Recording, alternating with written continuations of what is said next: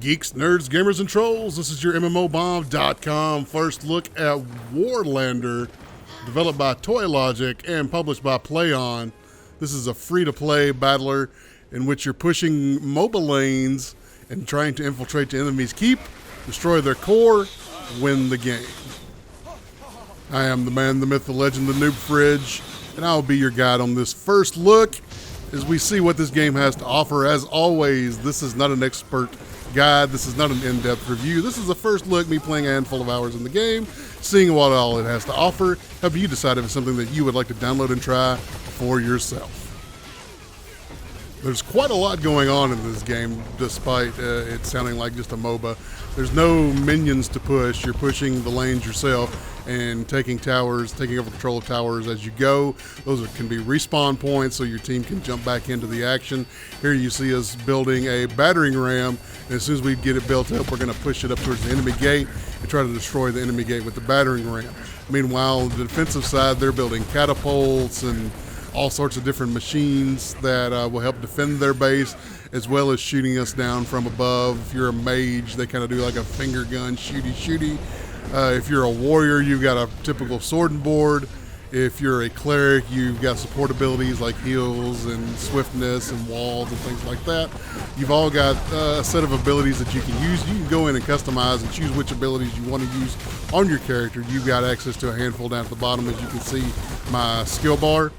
And you can go into your character customization outside of a game and set up what abilities each character has.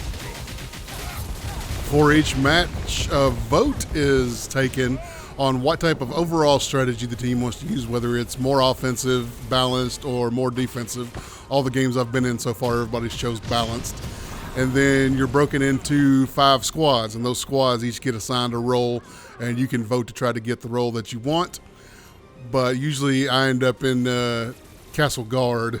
It's how I end up in. Here I actually got offensive, so you see me pushing catapults and pushing the enemy keep and things like that. Also, you just saw that I spawned in on the tower that's closest to the enemy keep as I get owned by siege equipment, because we have control of their tower on their side of the map, so we can spawn a lot closer whenever we go down. The objective is to break into the enemy's keep and make it all the way to their core.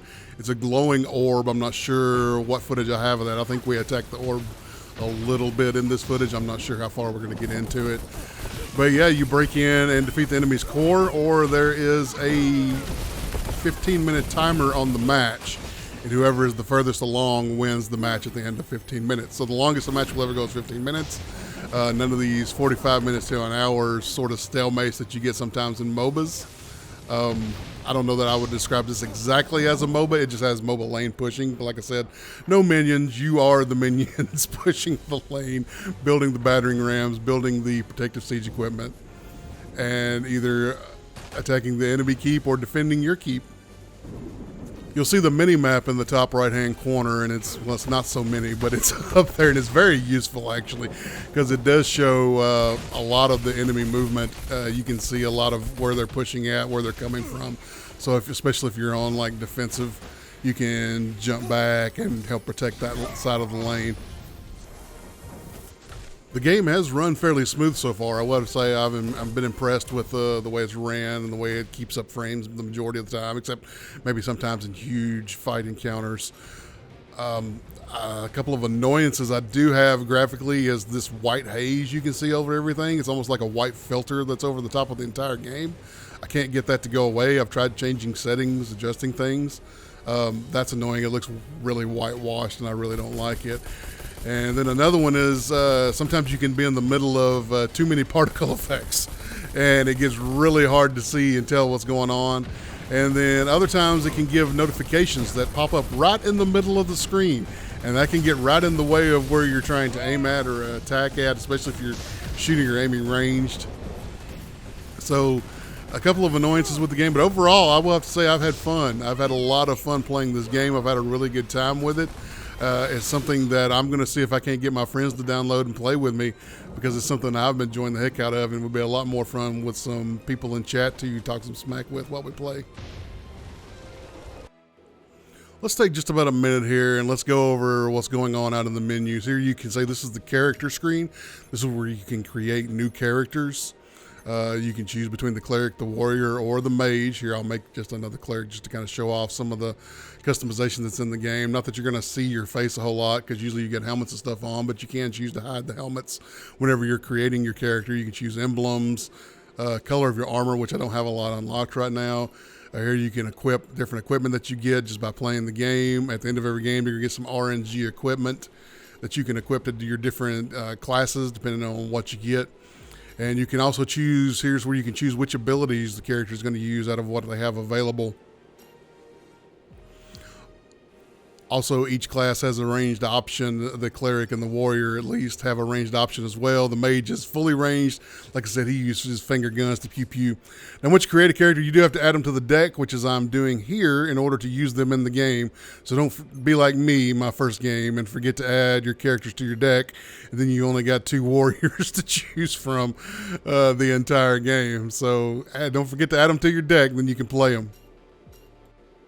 Looking at the cash shop, nothing offensive, all cosmetics. There are some weapons that can be bought with the in-game currency only. That way if RNG isn't your friend, you can go in and get a weapon or something that you need or an upgrade that you need with the in-game currency. But you can't buy that stuff with the cash shop currency. Cash shop currency is for cosmetics only, which is good. I was a little nervous the first time when I fired that up and saw weapons in the cash shop. I do want to show you the voting system. Here you can see it's assault tactics, balanced tactics, or defensive tactics.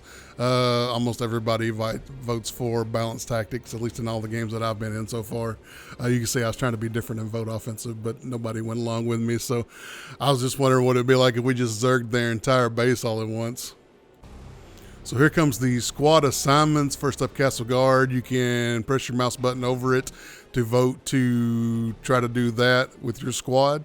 Whoever has the most volunteers will get the position, or I think it just randomly assigns if it's a tie for positions. And then at the end, it just randomly assigns the last one to whoever's left. And you will get a mission based on whatever tactic your squad is charged with. So here I'm going to get Castle Guard. So we're going to have a mission to keep the core undamaged for, I think it's like 3 minutes, 6 minutes, and 10 minutes. I might click on it here so you can see it. I'm not sure in this footage or not whether I clicked over to the mission. But yeah, that's the voting system before the start of a game. Now we'll jump back in and watch a little bit of mage gameplay. So here I am finger gunning everything to death. Also got some abilities and stuff. I got like a wind trap. You'll see me using a warrior here momentarily, and some lightning that I can lay down. You'll see right here I dropped the wind trap, which blows him back, and then we outmaneuver him. Top place, top place. Look at the plays. All right, so I had some help. Like I said, overall, I have been having fun in this game. I think I'm going to keep this one on my computer and play it quite a bit more. I really want to get better with the cleric. I think playing that support, sort of heavy armor wearing melee support is going to be a lot of fun. That's pretty heavily up my playstyle right there. That'll be fun to try out. This game just launched on January 24th of this year, 2023, depending on when you're watching this video. And already it's gotten a couple of pretty substantial update patches. So the team is really working to improve things and make things better. Listening to player feedback, I believe, based on some of the patch notes and stuff. So it's a game that I think I'm going to recommend. I'm going to give it 2 thumbs up here and say it's a game that I enjoy. And I think it's a game that if it's at all looks interesting to you, I think it's a game you're going to enjoy as well. Like I said, it's run well. Other than the that hazy whiteness over everything, the game looks good. A couple of issues with like the pixels and be able to see stuff and things of that nature, but those are just small little nitpicks. At the end of the day, this game absolutely runs and plays fantastically, and I've had nothing but a good time with it. Nothing but enjoyment.